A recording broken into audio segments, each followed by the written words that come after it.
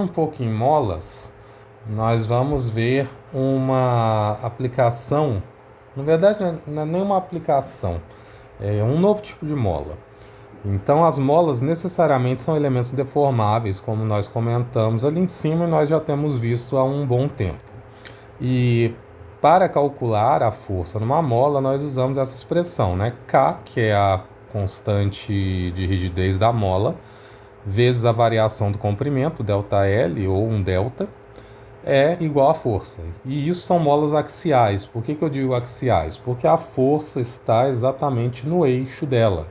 Então, toda vez que eu tenho uma força aplicada ao eixo de uma estrutura, eu vou chamar essa força de axial. Desse modo aqui. Mas eu tenho um outro tipo de mola, que são as molas de torção. Então, elas produzem um momento, e esse momento é proporcional à rotação relativa da mola. E aqui eu tenho um exemplo de uma mola de torção, que é uma mola onde eu não tenho uma força aplicada no seu eixo.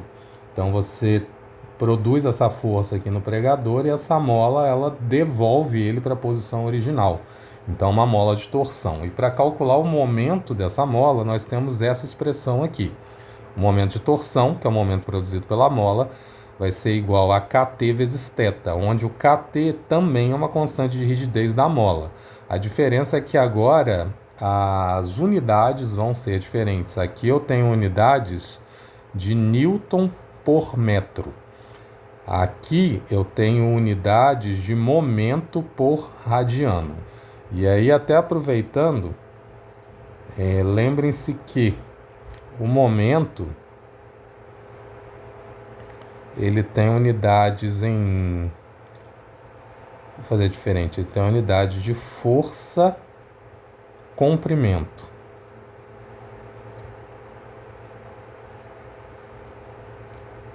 E aí, de um modo geral, a gente acaba às vezes falando força por comprimento, né? Newton por metro. Mas percebam o seguinte, provavelmente até eu já falei isso em algum vídeo aí atrás. Mas isso daqui não é Newton por metro, tá? Isso daqui é Newton metro. É diferente, mas às vezes pelo costume a gente acaba falando Newton por metro sem querer. Mas é Newton metro. Por quê? Newton por metro é isso aqui. É Newton dividido por metro. Então são coisas diferentes.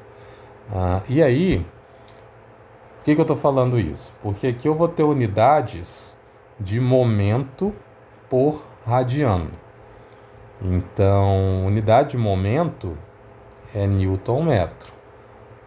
E aí eu tenho Newton metro radiano.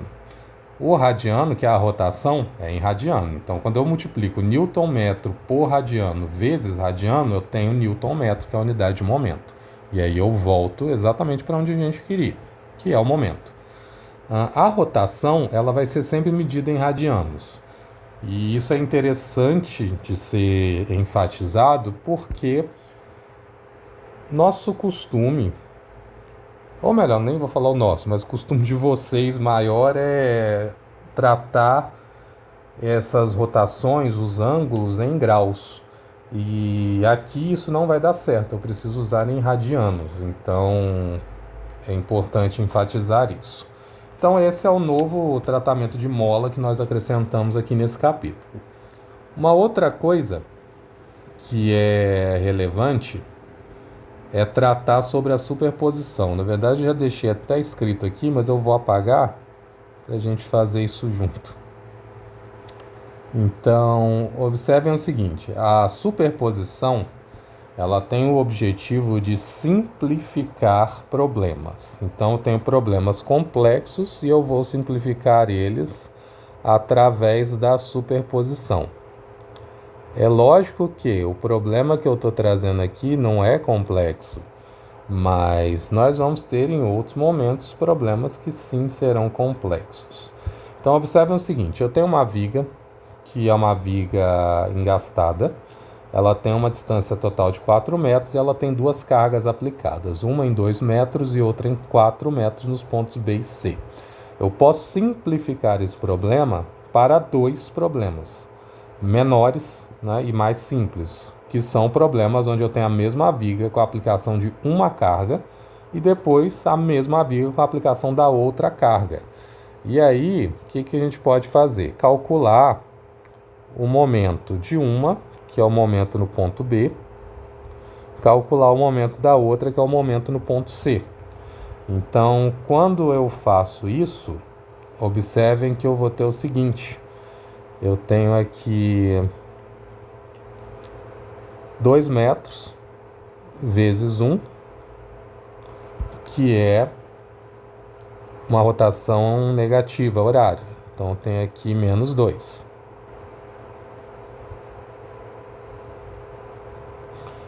Na segunda situação, eu tenho uma distância de 4.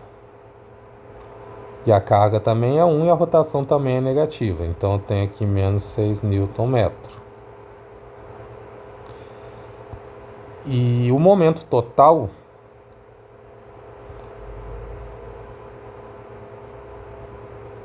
ele é igual ao somatório dos momentos.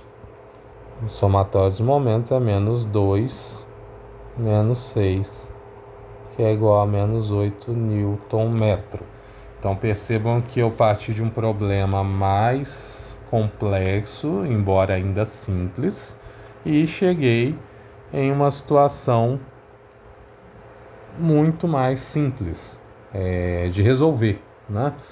Então, a partir de 2 problemas diferentes, eu consegui resolver um problema mais complexo. É lógico que agora, talvez isso não seja muito relevante, porque isso aqui é um problema simples, mas nós temos outras aplicações, onde você vai ter aqui diversas cargas aplicadas. Então, cargas concentradas, cargas distribuídas em cima da viga, embaixo da viga, cargas inclinadas que você precisa fazer decomposição. Então, a gente pode fazer esse tratamento para problemas mais complexos. Ok, então seguimos agora para a parte final desse capítulo, onde nós vamos falar de apoios. E aqui eu resolvi já deixar tudo escrito, porque é uma parte teórica um pouco mais...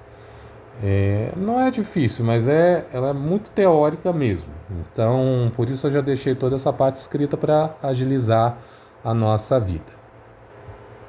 E nessa sequência nós vamos falar de 3 coisas: dos apoios e da fixidez das vigas, da determinação estática delas e dos tipos de elementos estruturais em relação à aplicação das suas forças.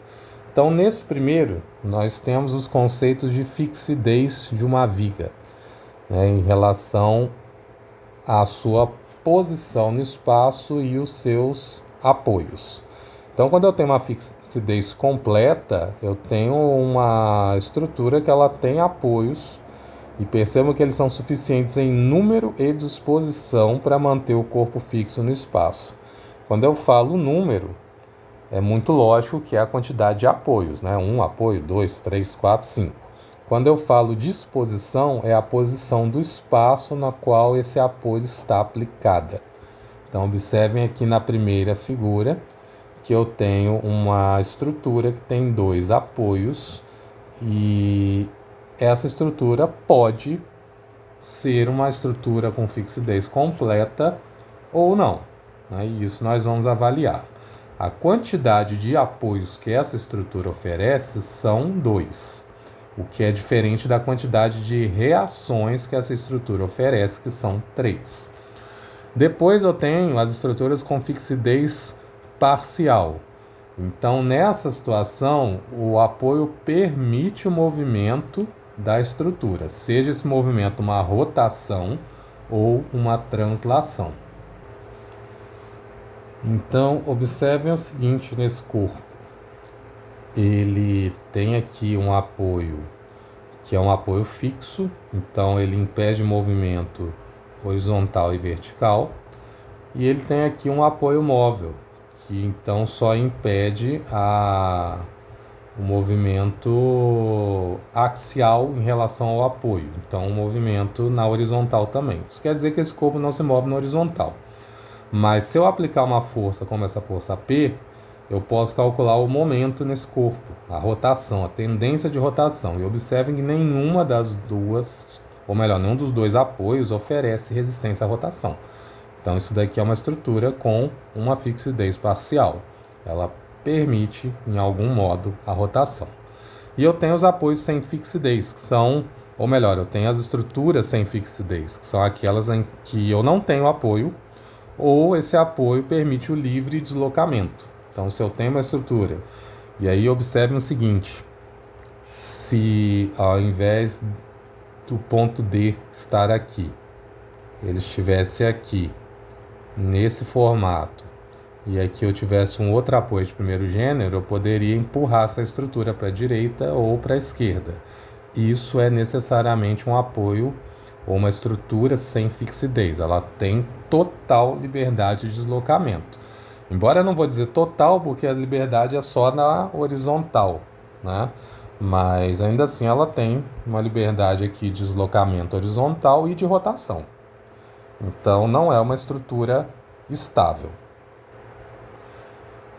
Então essas são os três tipos de estruturas que nós temos. Elas têm fixidez completa, parcial ou sem fixidez. De um modo geral, fixidez completa são aquelas que eu tenho as melhores disposições de apoios, tanto em número, né, como a sua colocação no espaço. Fixidez parcial, esses apoios não vão ter o número ou a disposição ideal. E sem fixidez eu não tenho esses apoios. De um modo geral, isso é o que acontece com a fixidez. Com a estaticidade, eu vou ter duas situações. Eu tenho corpos que são estaticamente determinados e eu também tenho corpos que são estaticamente indeterminados. Agora, quando eu falo de determinação estática, eu estou pensando em número de equações. Quando eu tenho um corpo que é determinado, ele tem um número de equações que são suficientes para determinar as suas incógnitas. Então, observem que aqui eu tenho 3 incógnitas, considerando que a força P é conhecida, ok? Sempre não, mas de um modo geral eu conheço as forças aplicadas na estrutura. Então, as minhas incógnitas são sempre as reações. E a partir desse momento eu tenho aqui 3 reações, eu tenho 3 equações para resolver, e a partir disso eu conheço as 3 reações que são as incógnitas. Então, quando eu tenho um corpo estaticamente determinado, essas equações, que são as equações de equilíbrio, somatória de força igual a zero, somatória de momento igual a zero, elas vão ser suficientes para determinar as incógnitas. Quando o corpo é estaticamente indeterminado, essas equações não são suficientes para determinar essas incógnitas. Às vezes nós conseguimos determinar algumas, mas não todas. Então, toda vez que isso acontece, eu tenho um corpo estaticamente indeterminado. E sobre essa indeterminação, nós podemos considerar aqui o seu número n, onde esse n vai ser uma comparação entre o número de incógnitas que eu tenho no meu problema e o número de equações. Então, quando eu tenho um n menor do que 3, necessariamente eu tenho uma estrutura estaticamente determinada. Porque se eu tenho menos que 3 incógnitas, né, porque é menor do que 3, não é menor ou igual, é menor. Então é 2, é 1 ou é 0. Se eu tenho um corpo que tem 0 incógnitas, automaticamente ele está determinado e provavelmente ele não tem apoios. Então ele é um corpo sem fixidez, que é o n igual a 0. Se ele tem uma ou duas incógnitas, eu tenho 3 equações. Então ele é estaticamente determinado, mas a fixidez dele vai ser parcial. Quando eu olho para um corpo com n igual a 3, isso quer dizer que ele tem 3 incógnitas.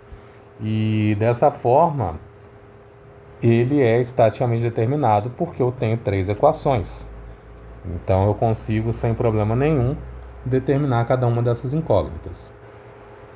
E quando eu tenho o n maior do que 3, necessariamente eu tenho um corpo estaticamente indeterminado e muito provavelmente ele vai ter uma fixidez completa, mas ele também pode não ter. tá? Tanto no n igual a 3 quanto no n maior do que 3. Eu tenho as situações de fixidez parcial ou completa. Só no n menor do que 3 que eu não posso ter essa fixidez completa. Então ele vai ser sem fixidez ou com fixidez parcial. E aqui nós temos alguns exemplos disso. Então, no primeiro, eu tenho aqui um apoio móvel e um apoio fixo. Aqui eu tenho uma reação, aqui eu tenho duas. Nessa segunda figura, na B, eu tenho um engaste que tem 3 reações. Um momento, uma reação vertical e uma reação horizontal.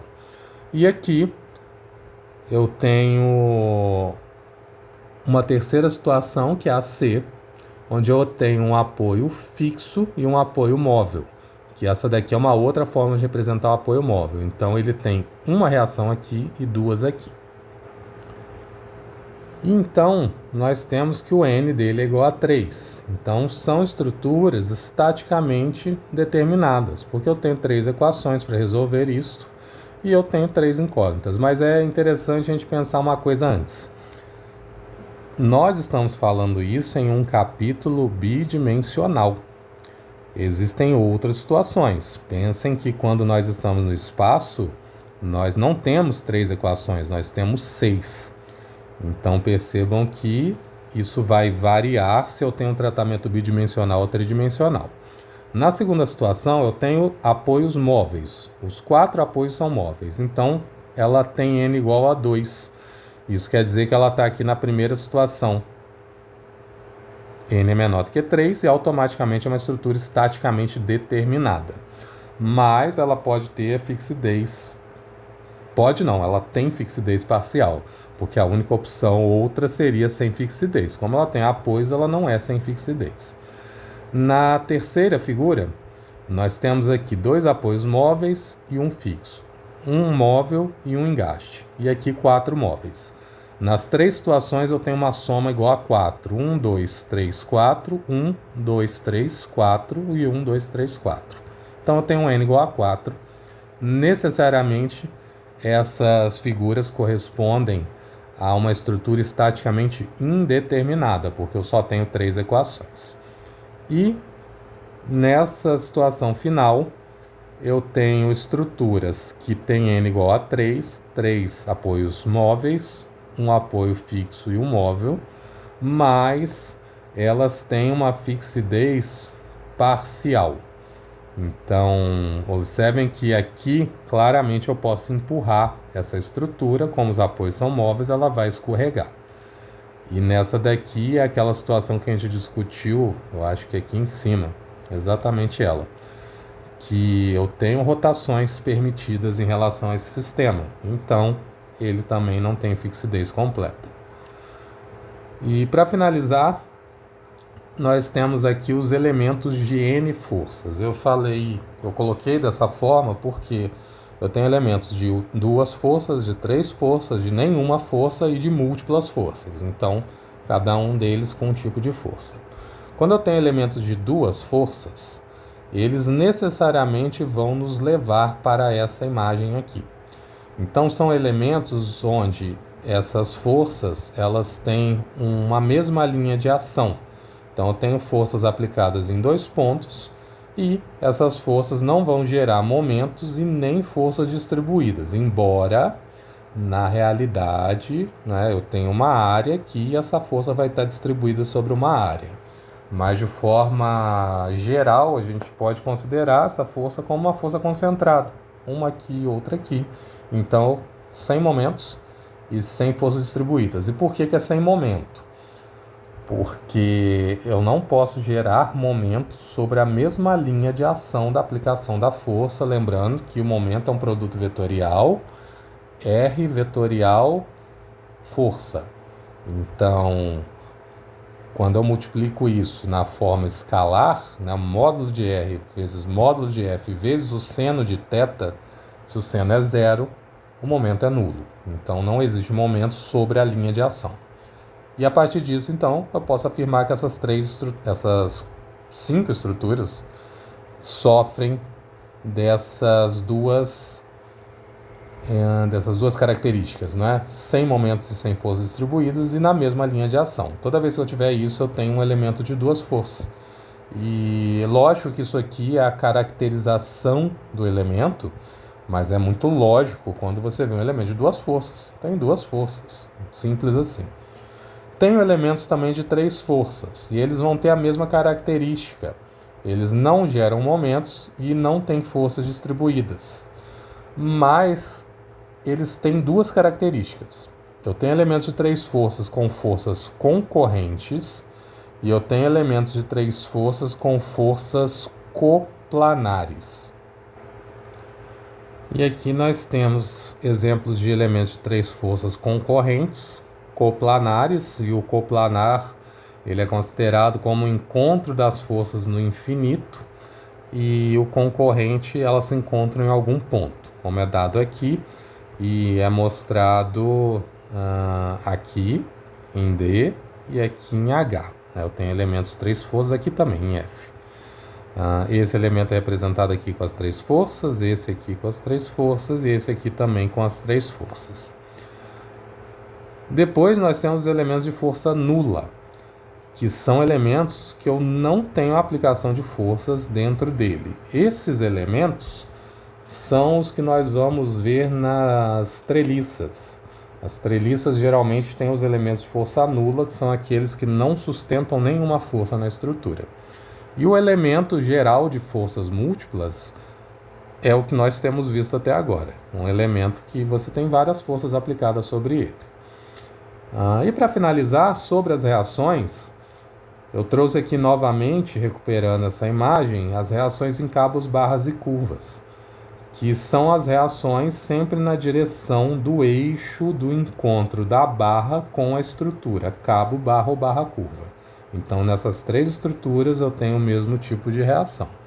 E assim nós finalizamos essa parte teórica dos capítulos 5.1 ao ponto 3. E agora começamos alguns exercícios que foram resolvidos aqui no capítulo.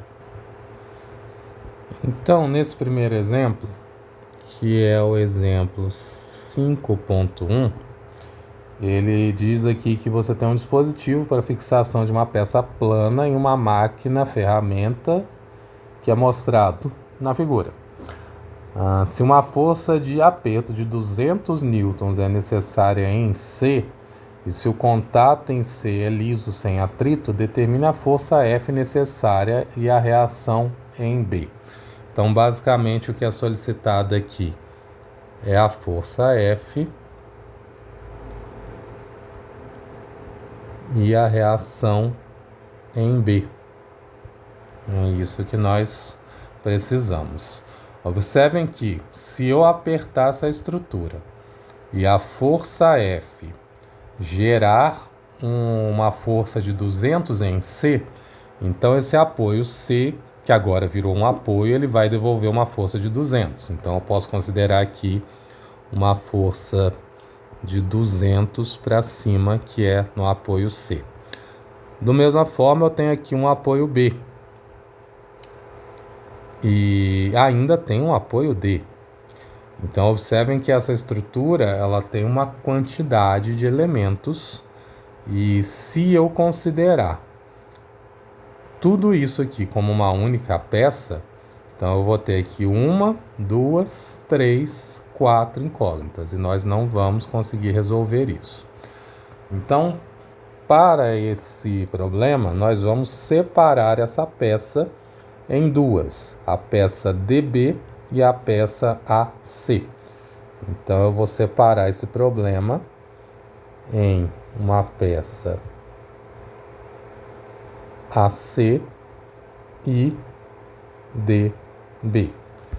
O contato entre elas vai ser substituído por uma reação, que é a reação que atua em B, que é a reação BD. Essa reação, quando for descoberta, pode ser aplicada na estrutura BD e resolver separadamente essa estrutura, que é a estrutura BD. Então, para iniciar, nós precisamos daquelas equações de equilíbrio. Diferente do que ele fez, eu aplicaria diretamente aqui o seguinte, que essa força BD, ela é composta por uma força vertical e por uma força horizontal. Eu acho mais visual essa visualização. E depois dessa visualização, sim, nós conseguimos visualizar com mais facilidade que FBD tem uma resultante que é dada dessa forma. Então, a partir disso, nós precisamos encontrar o somatório das forças em X, o somatório das forças em Y. E aqui nós já vamos fazer isso diretamente, que é bastante simples. Embora, na verdade, antes disso, nós temos aqui a decomposição da força FBD. Então, a força FBD precisa ser decomposta em uma força X e uma força Y. Mas para isso a gente precisa do módulo, né? E depois aplicar isso dentro da estrutura de forma vetorial. Então observem que eu tenho aqui uma distância de 45 horizontal e 24 vertical. E a partir disso eu consigo calcular qual é o módulo desse triângulo. Então eu tenho aqui 24 mais 45, que vai dar 51.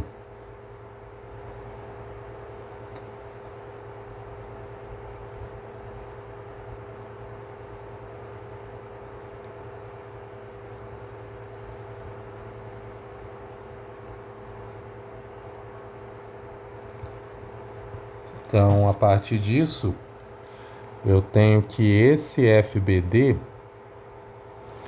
ele vai ser igual a menos 45 sobre 51 na horizontal e menos 24 sobre 51 na vertical. Então, agora nós temos os elementos para somar as forças. Então, começando pela somatória em X, eu tenho aqui um AY apontando para cima, menos um 24 sobre 51F, eu vou colocar FBD, porque senão vai confundir com outro F. E mais, ou melhor,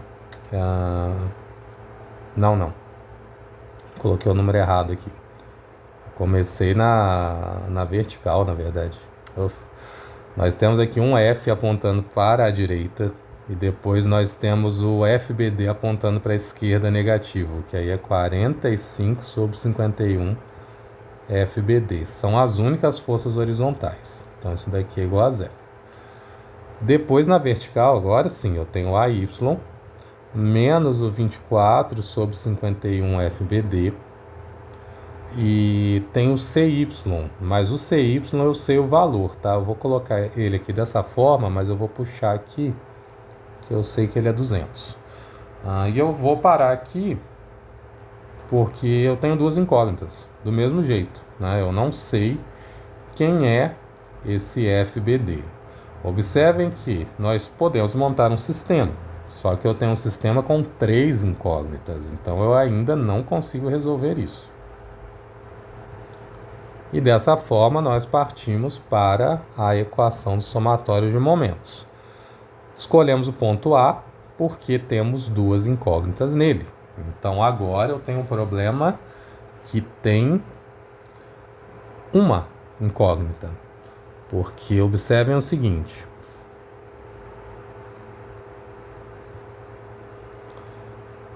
Eu tenho aqui o ponto A, inclusive aproveitando, né, ele tem uma altura, tá? Tem uma distância entre A e B, que é uma distância vertical e horizontal.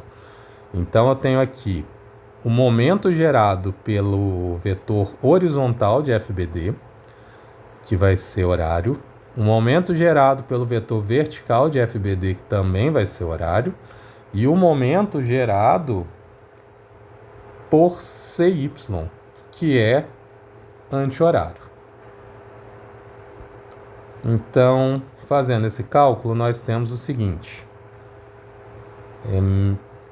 A distância de 8 vezes 20... Não, vezes 45, né, que é a horizontal, sobre 51, FBD. Depois eu tenho a distância de 45 mais 35, que é 80, vezes o FBD vertical, que é o 24,51.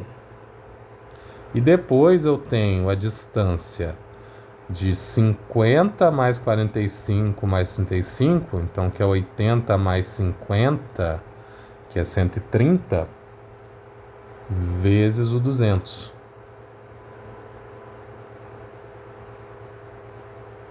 E isso é igual a zero. Então, os dois primeiros giram anti-horário. Vou colocar isso aqui embaixo. Então, os dois primeiros giram anti-horário e o segundo gira horário. E aí, agora, nós temos uma equação só em função de FBD. Então, é só somar e resolver essa equação. E resolvendo isso, nós vamos ter 581,57. Então, que é 0,6 newtons. E agora, substituindo em qualquer uma das duas, melhor, em qualquer uma não, nas duas, eu vou obter o valor das outras duas incógnitas. Então, agora eu tenho aqui 581,6.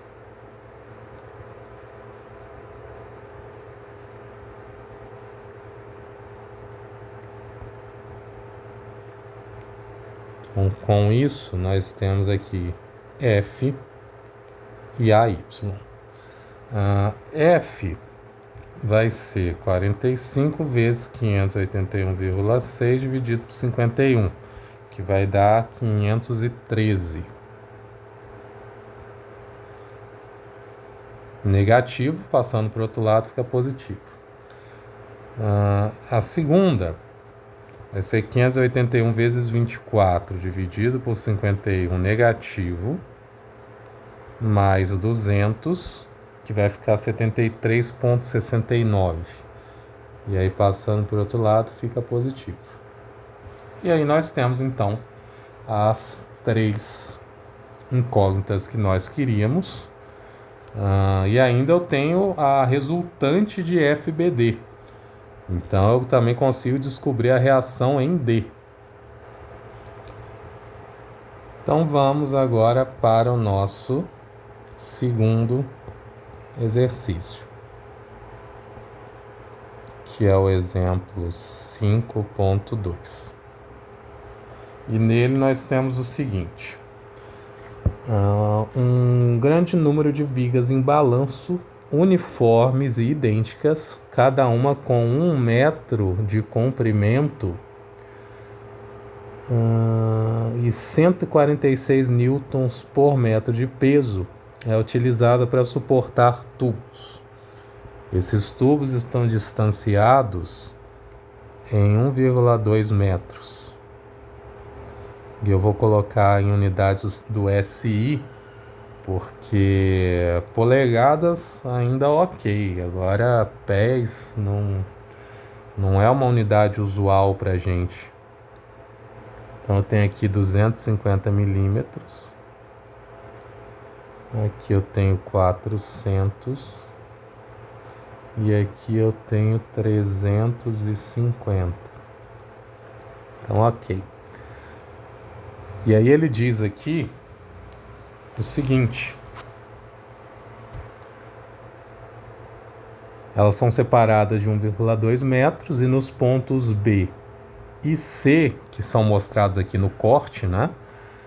Eu tenho a aplicação dos tubos, né, nos pontos B e C.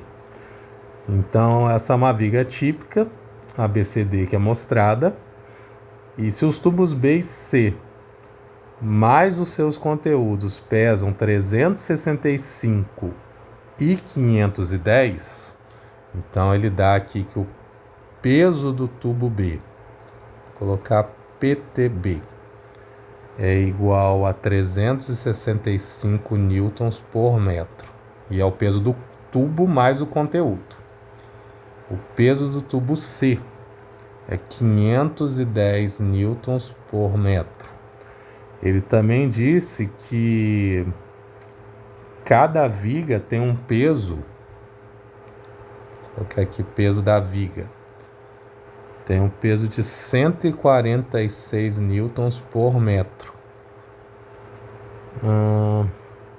Então, determina as reações na extremidade engastada das vigas em balanço. Se vocês observarem bem aqui no cantinho, eu estou mostrando que eu tenho aqui uma parede e essas vigas estão engastadas e livres nessas extremidades. Cada uma dessas vigas tem 1 metro, como ele já disse, então o peso delas é 146. E aí eu tenho a estrutura de cada um dos tubos. Para a gente fazer uma análise mais interessante, vamos pensar o seguinte. Se a gente pegar essas vigas do meio, cada uma dessas vigas, o peso desse tubo, vamos colocar que ele seria assim, metade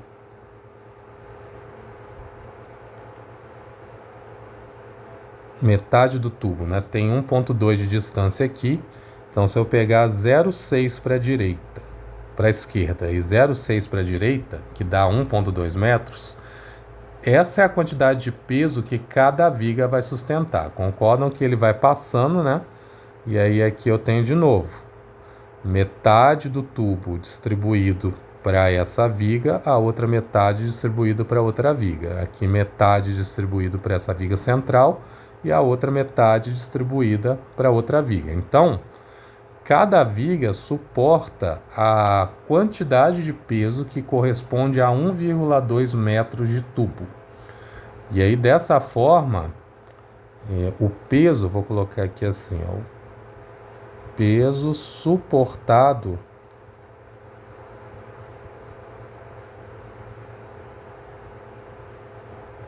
por uma viga. Então, ele vai ser dado da seguinte forma. O peso em relação a TB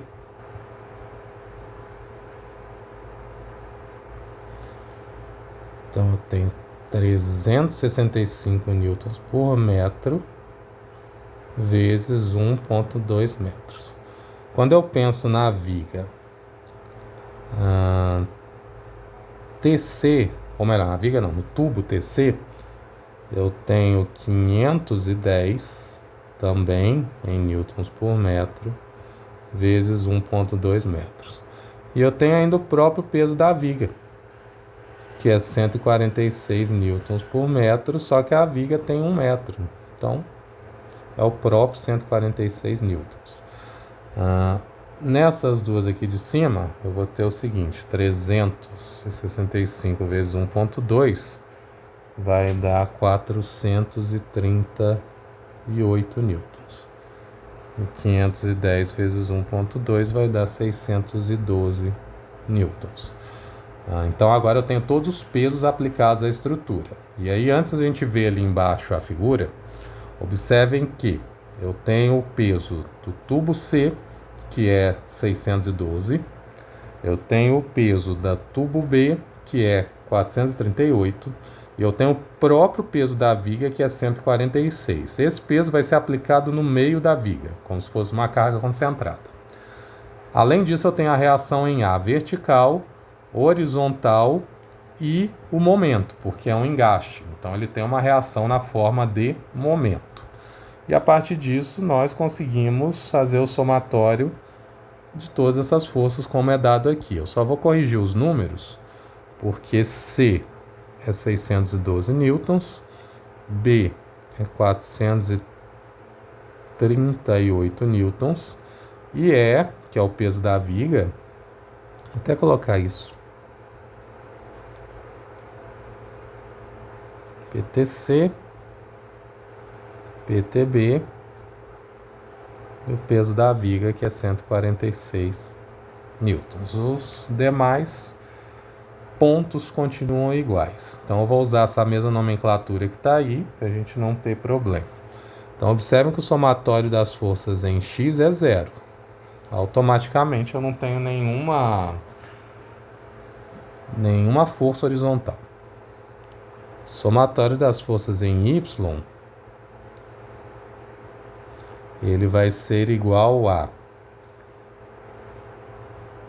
a força vertical menos 612 menos 438 e menos 146. Isso precisa ser igual a 0. Então, automaticamente é só somar e passar para o outro lado. Então, eu tenho aí 612 mais 438 mais 146, isso vai dar 1196. Então, a Y é 1196. Agora, percebam o seguinte, essa viga tem a tendência de rotacionar no sentido anti-horário. Então, nós precisamos determinar qual é essa resistência na forma de momento. Então, eu tenho um momento, e aí eu posso escolher o ponto em relação ao qual eu vou calcular esse momento. E aí, tem um ponto que é importante aqui. A tendência é que nós não vamos ter um momento, ou melhor, que nós vamos ter um momento, né, que vai resistir a essa rotação. Nessa imagem aqui isso acaba ficando ruim, é mais interessante olhar aqui. Observem que a viga está livre aqui e ela está presa na parede, então a parede precisa devolver um momento. Eu vou escrever, mas depois eu apago. Observem que a viga tem essa tendência aqui de girar. Se ela gira no sentido anti-horário, então eu preciso aplicar uma resistência que gire aqui no sentido inverso, no sentido horário. Como então o giro horário é negativo, a gente espera que o momento também seja negativo. E a partir disso, nós vamos escolher o ponto A para fazer esse cálculo. Então, o somatório dos momentos em relação a esse ponto precisa ser 0. Isso não quer dizer, cuidado, né? Isso não quer dizer que esse momento aqui vai ser 0. Não, ele vai ser diferente de 0. Se ele for 0, a viga tende a cair, porque eu tenho essa rotação e não tem resistência a ela. Então, por isso que não pode ser 0. Então, a partir disso, nós vamos calcular os momentos em relação a esse ponto.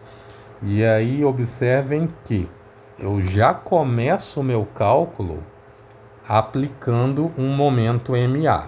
E aqui eu quero fazer uma consideração. Se você aplicar o momento MA negativo, você vai obter um resultado positivo. Se você aplicar um momento MA sem esse sinal, você vai obter um resultado negativo. E aí a gente vai fazer os cálculos e no final eu volto a comentar sobre esse ponto. Então eu tenho aqui um momento MA e os giros correspondentes. Então eu tenho 350 vezes a primeira força, que é o 438. Depois eu tenho 350 mais 200, né, que é eu vou fazer isso aqui embaixo. O peso da viga precisa ser aplicado na metade da distância dela, que é L sobre 2. E L sobre 2 vai ser 350. Na verdade não, né? Vai ser 350 mais 150. Não vai ser 550 não. Porque a viga tem um comprimento de 1 metro. Então precisa ser aplicada no meio, que é 500. Então é 0,5 ou 500. A gente está tratando em milímetro, né? E aí eu vou manter o tratamento em milímetro aqui. O ruim disso é que no final a gente vai obter um número muito grande. Mas enfim. Então eu tenho 500, que é a metade da viga, vezes 146. E depois eu tenho 350 mais 400, né, que é o 750, vezes 612. E isso precisa ser igual a zero. O que é legal é que dessa vez a gente vê que o momento ele já está automaticamente determinado. É só somar e multiplicar, né? Não tem uma dificuldade especial nesse ponto. E fazendo essa conta, nós vamos obter 685.300 newton por milímetro. Não é a forma mais inteligente de fazer isso, porque a gente já podia ter colocado esses valores em metros, né? Então, 0,350, 0,5 e 0,75. Mas é fácil também transformar esse momento em newton por metro. Só dividir por 1000, né? Então, vou colocar em vermelho. Se 1 metro é 1000 milímetros, então eu só vou dividir por 1000. E aí eu vou obter então 685,3 newton metro.